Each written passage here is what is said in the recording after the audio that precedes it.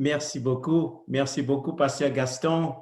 Et c'était une grande joie et un grand privilège pour moi d'être avec vous tous. Et je vous salue au nom de notre Père.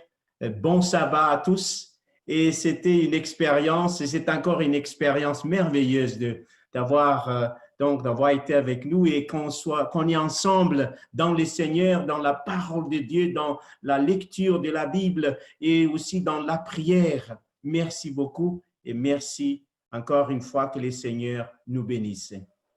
Eh bien, voilà, chers frères et sœurs, chers amis, c'est la fin de cette semaine des prières. Mais ce n'est pas la fin de notre marche avec le Seigneur, parce que le Seigneur, il demeure dans nos cœurs. Amen. Mais quand il s'agit de cette semaine des réveils, c'est le dernier sujet. Bon, le thème central de notre semaine des réveils et des réformes, c'est « Sommes-nous prêts? Est-ce que je suis prêt? Est-ce que ma famille est prête? » Nous savons très bien que le Seigneur va revenir bientôt. Et nous avons besoin de nous préparer. Pas tout simplement nous préparer, mais nous avons besoin d'être prêts. Il faut mettre en pratique tout ce que nous avons appris et même approfondir davantage cette marche avec le Seigneur. Et ce matin, chers frères et sœurs, chers amis, nous allons parler de l'arrivée enfin chez soi. Mes différentes fonctions dans le ministère pastoral m'ont mené à beaucoup voyager.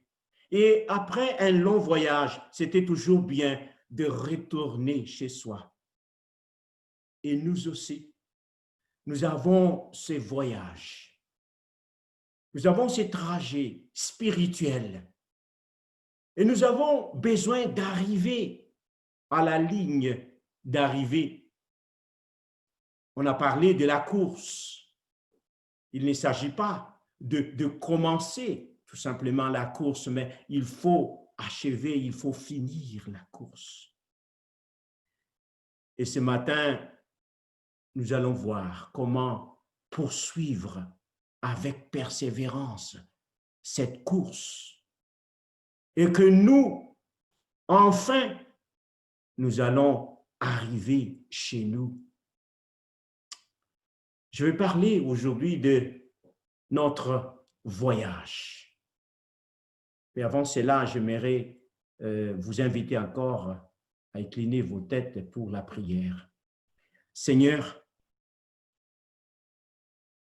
nous venons à toi encore ce matin pour te remercier pour ce moment béni que nous avons avec toi. Te demandons de prendre le contrôle et de diriger ces moments de réflexion et ces moments aussi d'étude de ta parole. Parle, Seigneur, et aide-nous à t'écouter. Au nom de Jésus. Amen. Nous tous, nous savons très bien que la Bible se divise en deux testaments. Il y a donc l'Ancien Testament et le Nouveau Testament. C'est divisé en deux. Mais j'aimerais proposer ce matin, chers frères et sœurs, que quand on voit la perspective, quand on regarde le conflit cosmique ou les grands conflits ou la tragédie des siècles, nous pouvons diviser la Bible en trois parties selon le thème. Et je dirais la première partie, il y a aussi la deuxième partie et la troisième partie. La première partie couvre les deux chapitres de la Bible. Les deux premiers chapitres de la Bible, le livre de la Genèse, chapitre 1er et chapitre 2. Et là, nous parlons de ce moment où Dieu a créé le monde, Dieu a créé Adam et Ève. C'était un moment d'harmonie. C'était un moment donc caractérisé par l'absence du péché. Et c'était le moment de voir Dieu face à face. Et c'était le moment de l'absence de la souffrance. Et surtout, c'était le moment de l'absence de la mort. Ça, c'est la première partie. La première partie de notre histoire. Les 2 chapitres. C'était merveilleux de voir Dieu parler avec Adam et Ève et qu'il n'y avait pas de douleur, il n'y avait pas de souffrance et il n'y avait pas la mort et il n'y avait pas de péché. Malheureusement, à partir du chapitre 3 du livre de la Genèse, il y a un changement. Et c'est là qu'on commence la deuxième partie. Et je dirais qu'on ouvre une parenthèse et nous allons voir plus tard, on parle de cette parenthèse. C'est que à partir du chapitre 3 du livre de la Genèse, et c'est très long cette partie, ça se termine jusqu'à l'Apocalypse. Apocalypse chapitre 20 de la Genèse chapitre 2, chapitre 3 jusqu'au l'Apocalypse chapitre 20. Là, on nous parle de cette période caractérisée par le travail du diable, le diable qui est en train de tourmenter l'humanité, le diable qui essayait de détruire ce que Dieu a construit. C'était la chute de l'homme, c'était la présence du péché.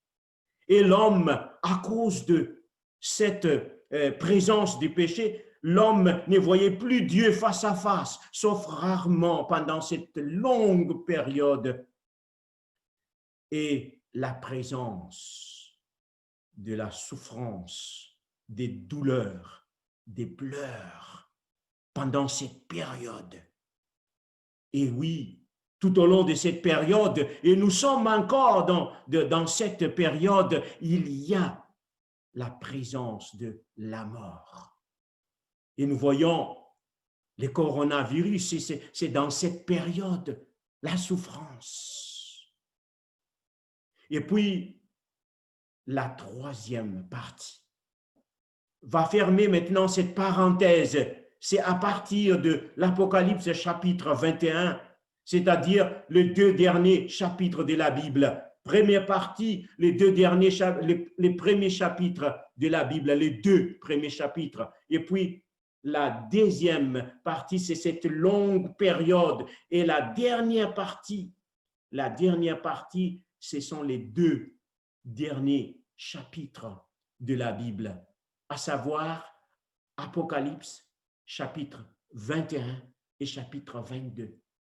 Et nous allons voir que ces trois parties, c'est donc la partie à l'intérieur, est cadrée par 2 chapitres. Et voilà, nous pouvons dire qu'il y a une longue parenthèse, la plus longue parenthèse dans l'histoire.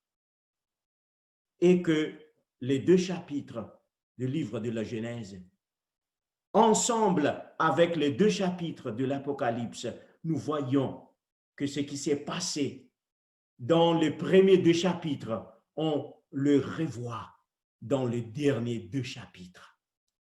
Voilà donc ce que l'on voit. Et quand on pense à cela, nous pouvons tirer des leçons. Et ça va nous aider à comprendre, ça va nous aider à poursuivre cette course, à nous aider à vivre. Qu'est-ce que nous devons faire alors que nous sommes donc maintenant dans cette deuxième partie? Et nous attendons la troisième partie, que cette parenthèse doit être fermée enfin. Alors, quel est l'impact de cette perspective dans nos vies? De connaître que, justement, il y a 3 parties. il y a la partie, l'harmonie, Dieu face à face, et puis il y a la partie, voilà la souffrance et la mort, tous les problèmes, et puis à la fin, il y a la partie que exactement il n'aura plus cette souffrance. Tout d'abord, la Bible nous parle, parce qu'on connaît déjà que nous sommes dans cette partie. Qu'est-ce que nous devons faire quand on regarde tout cela? Eh bien, dans Matthieu chapitre 6, et nous allons voir le verset 19 au verset 21. La Bible nous parle, le Christ dans son sermon, il nous parle donc de ce contraste. Nous allons voir dans Matthieu chapitre 6, et là nous allons lire à partir de verset 19 jusqu'au verset 21. Il est dit, ne vous amassez pas des trésors sur la terre, où la teigne et la rouille détruisent, et où les voleurs percent et dérobent. Mais le verset 20 nous dit, mais amassez-vous des trésors dans le ciel, où la teigne et la rouille ne détruisent point, et où les voleurs ne percent ni ne dérobent. Et le verset 21 qui nous dit, car là où est ton trésor, là aussi sera ton cœur.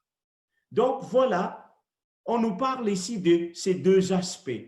Il y a donc la partie qui dure et la partie qui est passagère.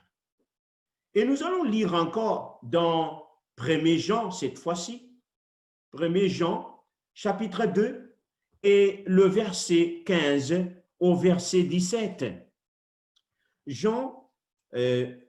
Jean chapitre 2, le verset 15 au verset 17.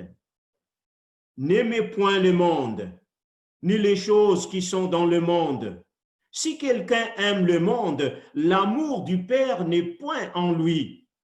Car tout ce qui est dans le monde, la convoitise de la chair, la convoitise des yeux et l'orgueil de la vie ne vient point du Père, mais vient du monde. Et le monde passe, et sa convoitise aussi. Mais celui qui fait la volonté de Dieu demeure éternellement. Donc, nous voyons par là, déjà, chers frères et sœurs, que dans ce verset, en regardant les différentes parties de la Bible, selon donc le concept de ce grand conflit qui existe entre le bien et le mal, nous voyons donc deux choses. Ce qui est temporaire et ce qui est permanent. Ce qui est temporaire et ce qui est permanent. Les deux chapitres de Jean, les deux chapitres du livre de la Genèse, là, le plan de Dieu, c'est que l'on soit permanent.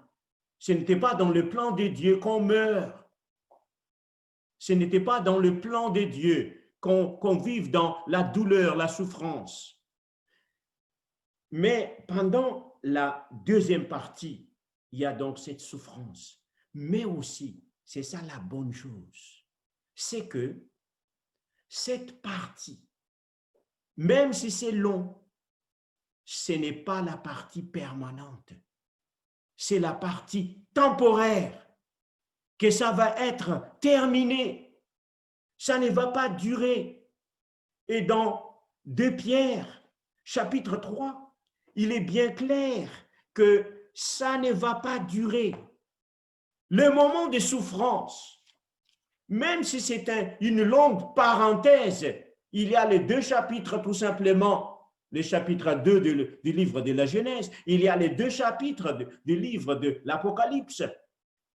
Mais cette longue période est temporaire. Dieu est en train de nous préparer ce qui est permanent. C'est ça que nous voyons par là. Et alors, dans 2 Pierre, l'épître écrite par l'apôtre Pierre, deuxième épître. Et nous allons voir au chapitre 3 qu'il nous parle de ces deux, ce qui est permanent et ce qui est temporaire. Nous allons lire le verset 10, chapitre 3, 2 Pierre, chapitre 3, et le verset 10 et le verset 13. Et je lis. Le jour du Seigneur viendra comme un voleur. En ce jour, les cieux passeront avec fracas. Les éléments embrasés se dissoudront. Et la terre, avec les œuvres qu'elle renferme, sera consumée. Et le verset 13, mais nous attendons, selon sa promesse, de nouveaux cieux et une nouvelle terre où la justice habitera. Il y a donc là, nous voyons les deux, le permanent et le temporaire. Qu'est-ce que cela veut dire?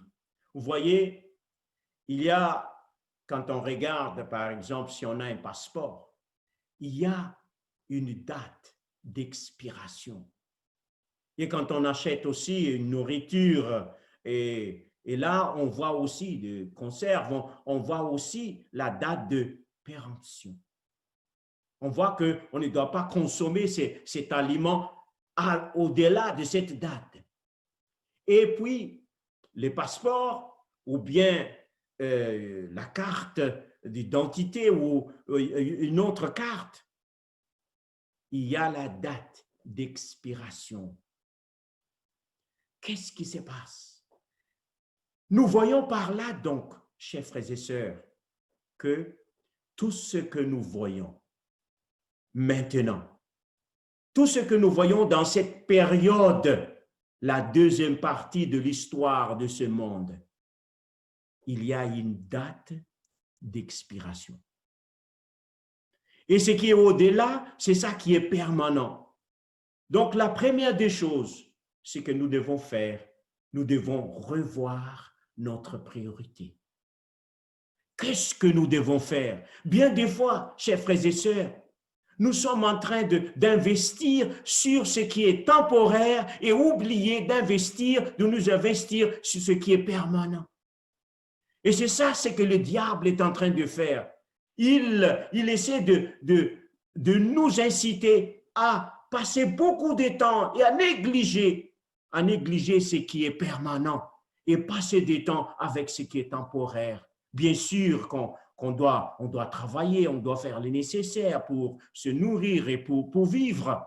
Mais ce dont je parle ici, c'est de négliger le permanent alors qu'on est là, en train de tout faire pour s'occuper de ce qui est temporaire. C'est ainsi que Jésus a dit, cherchez premièrement. Donc, c'est une question de priorité. Quelle est notre priorité aujourd'hui? Est-ce que nous cherchons vraiment premièrement les royaumes des cieux? Et nous, c'est pour connaître cela, on doit analyser notre emploi du temps. Pendant les 24 heures, qu'est-ce que nous faisons? Combien de temps que nous passons dans la prière? Combien de temps que nous passons dans l'étude de la Bible? Combien de temps que nous consacrons pour partager notre foi? Cela dit beaucoup sur notre priorité. Est-ce qu'on passe assez de temps pour nous occuper de ce qui est permanent? Ça, c'est l'impact de cette compréhension que cette partie-là est passagère. Il y a une date d'expiration. Il y a aussi un impact pour dire que, voyez, comme Jean a dit dans son témoignage, que nous sommes là aussi, pas tout simplement attendre le retour de Christ, mais pour hâter ce retour. Ce qui est bien, chers frères et sœurs, c'est qu'on peut raccourcir. Je ne sais pas comment expliquer cela, mais le Seigneur, dans sa sagesse, il nous a donné ces privilèges de dire que prêcher l'évangile, vous êtes là, pas tout simplement attendre, mais aussi hâter mon retour. C'est-à-dire que raccourcir cette parenthèse, ce moment de souffrance. Le retour de Christ, ce n'est pas tout simplement les débuts donc d'un royaume, mais c'est la fin aussi de ce royaume de souffrance et de la mort. Hâter le prochain, le retour de Christ. Donc, il faut revoir notre priorité. Est-ce que nous nous investissons tout simplement à ce qui est temporaire? Ou bien nous passons des temps aussi pour préparer et que nous puissions vivre dans ce qui est permanent. Troisième, qu'est-ce que cela veut dire? Quand nous savons que ce que nous sommes en train de vivre maintenant, quand on passe par des problèmes et des difficultés, et quand on sait que c'est temporaire, qu'il y a une date d'expiration, ça nous aide. Voilà, le coronavirus, il y a une date d'expiration. Le chômage partiel, il y a une date d'expiration. La souffrance, il y a une date d'expiration. Ce n'est pas permanent. Tout ce que nous voyons, ce n'est pas permanent. Et ça nous aide justement à être plus forts. Et pour dire, si nous passons par des problèmes et des difficultés, il dit oui, ça fait mal, c'est dur, mais ce n'est pas permanent, c'est temporaire. Il y a une date d'expiration à tous nos problèmes. Ce n'est pas permanent. C'est entrer dans cette longue parenthèse. Ce n'est pas permanent. Voyez, je sais ça par expérience. Voyez, perdre un conjoint ou une conjointe est l'une des choses les plus dures dans la vie. Je fais cette expérience. Quand ma chère épouse Denise était décédée en 2013, j'ai passé une expérience douloureuse. Elle n'était pas tout simplement ma femme de presque 30 ans, mais aussi une meilleure amie, une bonne mère de famille, confidente, et un grand soutien dans le travail. À ce moment-là, nous avons habité en Afrique du Sud et elle était à l'hôpital et j'étais là lorsque elle a donc perdu sa vie. Et selon ce que la pratique là-bas, c'est qu'on laisse le corps à l'hôpital d'abord. Ils vont s'en occuper. Et moi et mon fils, nous avons quitté l'hôpital et on est allé chez nous à la maison. Et lorsque je suis entré dans la maison, j'ai vu que la maison était vide. Et ça représente justement mon cœur qui était vide, déchiré par cette mort. Et puis, je suis entré dans notre chambre et j'ai vu le lit. Et je me rendais compte que Denise ne serait plus là. Elle ne va pas revenir de l'hôpital. C'était dur.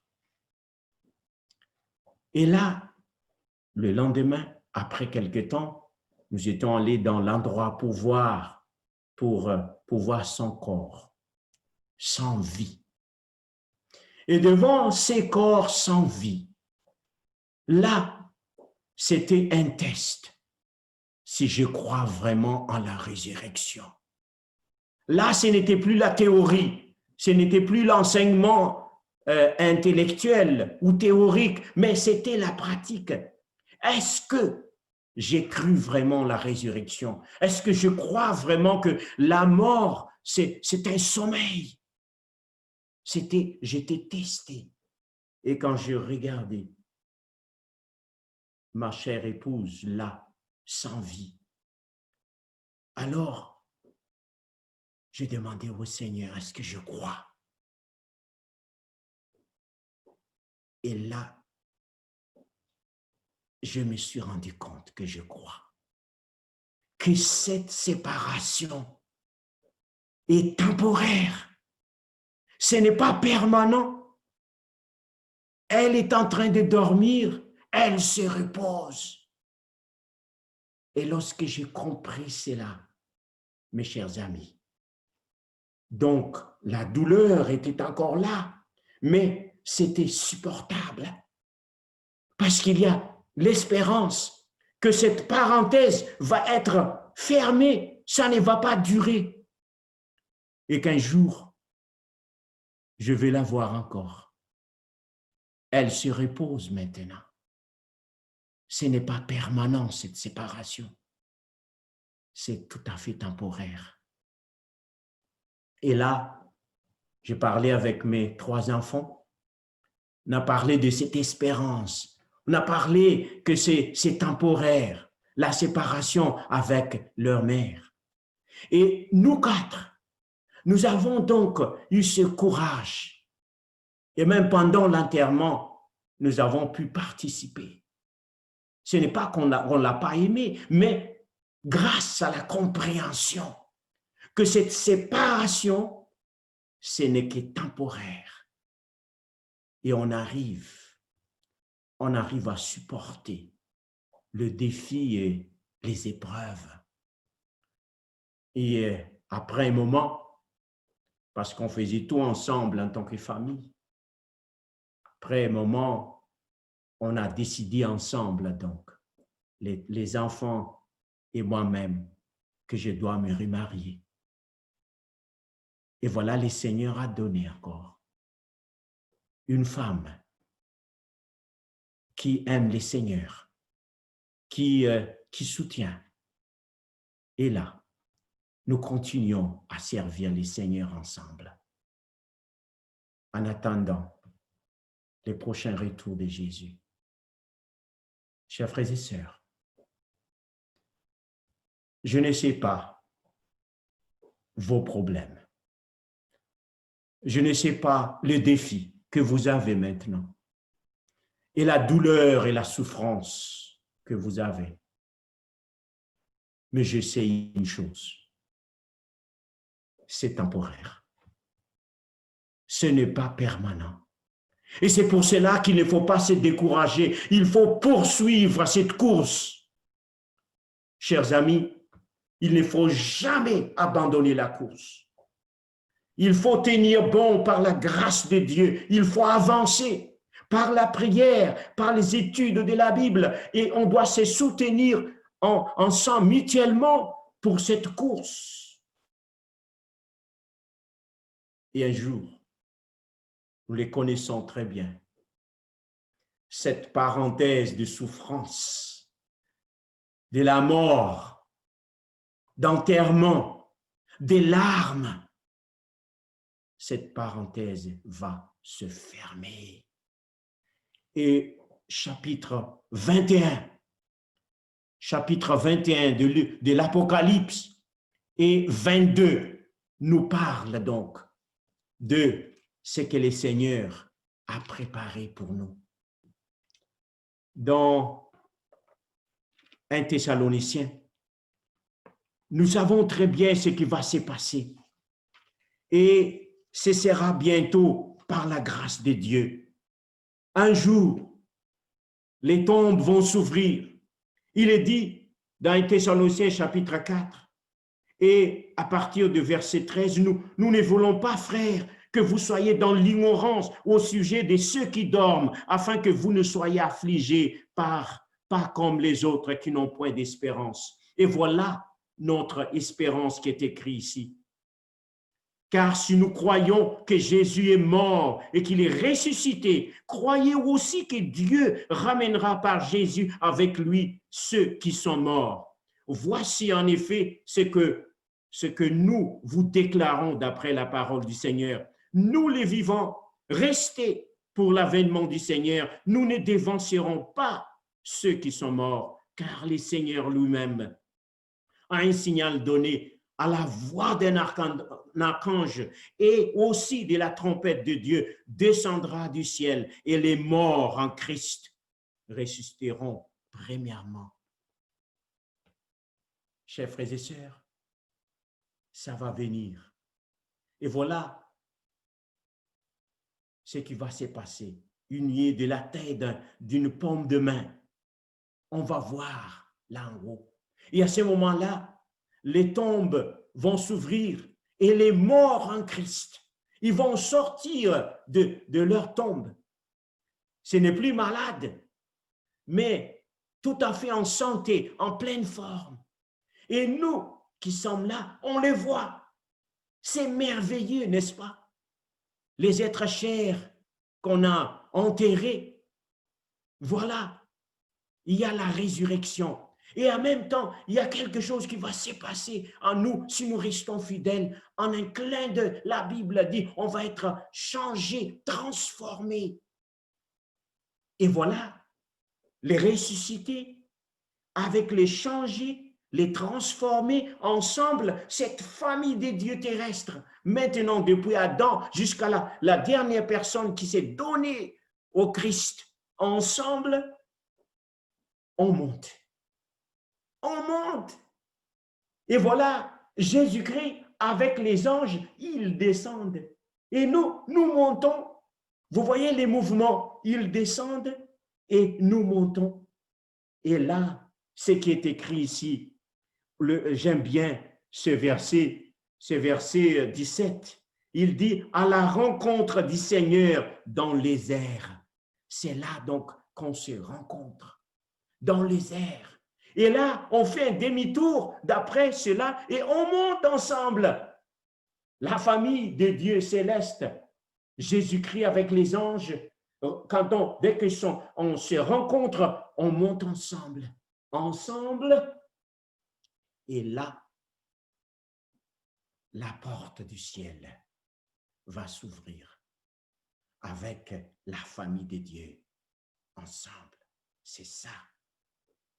C'est chez nous. C'est ça notre maison. Et là, pendant 1000 ans, vous connaissez très bien ce qui va se passer. C'est la joie après cela. La joie. Et la Bible nous parle de cette rencontre qui se trouve dans Sophonie, chapitre 3, le verset 17. Là, on nous parle de cette réunion de famille, de la famille de Dieu, les rachetés avec la famille céleste, ensemble, le verset 17. L'Éternel, ton Dieu, est au milieu de toi, comme un héros qui sauve. Il fera de toi sa plus grande joie. Il gardera le silence dans son amour. Il aura pour toi des transports d'allégresse, dans d'autres versions de chant. Qu'est-ce que cela veut dire? On parle ici de l'Éternel, ton Dieu. À ce moment-là, il aura donc cette grande réunion. Voilà tous les rachetés, à partir d'Adam jusqu'au dernier, la dernière personne qui a accepté Jésus. Les ressuscités et les changer ensemble, maintenant avec les anges qui sont restés fidèles à Dieu, ensemble, et bien sûr que Enoch et Moïse et Élie aussi, ils sont là, ils sont allés un peu avant nous, mais ensemble, tout ça ensemble, et l'Éternel regarde tous ses enfants, son peuple sera tellement content. Et selon notre verset ici, l'Éternel va chanter Il va faire un solo pour célébrer cette rencontre, pour célébrer donc cette grande réunion des familles. Voilà enfin chez soi. Voilà sera une grande cérémonie. Nous avons besoin d'être là. Mais il y aura quelque chose. À ce moment-là, dans Apocalypse chapitre 20, qu'il aura un enterrement. Oh, il aura un enterrement, mais dans cet enterrement, nous n'allons pas pleurer. Qui on va enterrer? Apocalypse chapitre 20. Et nous allons voir le verset 14. Qu'est-ce qui est écrit là-bas? Et ça, c'est notre joie. Ça, c'est notre espérance. Les chapitres 20 et le verset 14. Et la mort et le séjour des morts furent jetés dans le temps de feu. C'est la seconde mort, les temps de feu. La mort va être enterrée. On va enterrer la mort. On va enterrer la souffrance. Et c'est la fin. La longue parenthèse de souffrance sera fermée. Et voilà, nous allons voir Dieu face à face, comme dans le jardin d'Éden. Et là, nous n'allons plus mourir, nous n'allons pas souffrir. Voilà, c'est fini, c'est la délivrance. Et nous allons vivre durant l'éternité. Chers amis, voilà, pendant cette semaine de réveil, nous avons appris beaucoup de choses. Nous avons pris des décisions. C'est le moment maintenant de terminer cette semaine de réveil. Le but, c'est que nous, individuellement, qu'on soit réveillés. Et aussi notre famille et l'Église. L'idée, c'est que nous devons être prêts. Le temps est proche. Le temps de la fin est là. Alors, sommes-nous prêts? Nous avons besoin de renouveler notre consécration à Dieu. S'il y a encore des choses qui nous empêchent, peut-être il y a des péchés ou des habitudes ou quelque chose de façon de faire, comme obstacle, c'est le moment, mes amis, de tout laisser. Regardez ce que le Seigneur a préparé pour nous. Est-ce que nous allons rater tout ça à cause de ce qui est temporaire? Est-ce que nous allons sacrifier le permanent à cause du temporaire? C'est un mauvais calcul. Il faut se concentrer maintenant à nous préparer pour ce qui est permanent. Donc, tout ce qui nous empêche. Aujourd'hui, il faut les ensevelir. Il faut le laisser. C'est le moment aussi de renouveler notre relation avec le Seigneur. Jour après jour, par la prière, par l'étude de la Bible et par le partage de notre foi. Et aussi, c'est le moment de renouveler notre unité. Est-ce que nous allons passer notre temps à haïr les autres? Les peu de temps que nous avons, chers frères et sœurs, il faut passer ce temps à aimer Dieu et à le servir et à aimer les autres. S'il y a un problème entre mari et femme, entre enfants et parents, ou entre frères de l'Église et tout ça, c'est le moment de se réconcilier. C'est le moment. Chers frères et sœurs, c'est ça le réveil. Est-ce que aujourd'hui, est-ce que nous sommes prêts à prendre cette décision ferme par sa grâce, Alors qu'on est en train de terminer cette semaine de réveil, de vraiment de renouveler notre consécration envers notre Dieu et aussi à aimer les uns les autres, à nous pardonner et enlever tout ce qui nous empêche. Il faut poursuivre la course.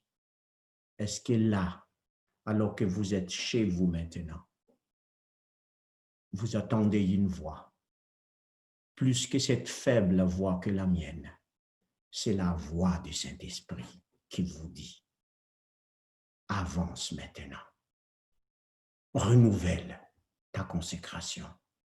Il faut tout laisser et il faut prendre Jésus. Est-ce que, par sa grâce, est-ce que vous décidez à prendre cette décision ferme dans vos cœurs et dire, Seigneur, je suis faible, mais tu es fort. Mais si je viens vers toi, tu vas m'aider. Alors là où vous êtes, passez un moment de silence encore, dans la réflexion. Et si vous voulez même, vous pouvez vous mettre à genoux et vous donner entièrement au Seigneur, ou bien vous pouvez vous asseoir et fermer les yeux. Et là, vous examinez vous-même. Est-ce que je donne beaucoup d'importance sur le temporaire et négliger ce qui est permanent? Aide-moi, Seigneur, à ajuster ma priorité. Est-ce qu'il y a quelque chose dans ma vie qui empêche encore que je puisse poursuivre cette course? Allons faire cela maintenant. Chez nous, nous allons prier. On commence d'abord par une prière silencieuse, dans la réflexion et dans l'examen de soi. Allons faire cela. Vous, avec votre Seigneur.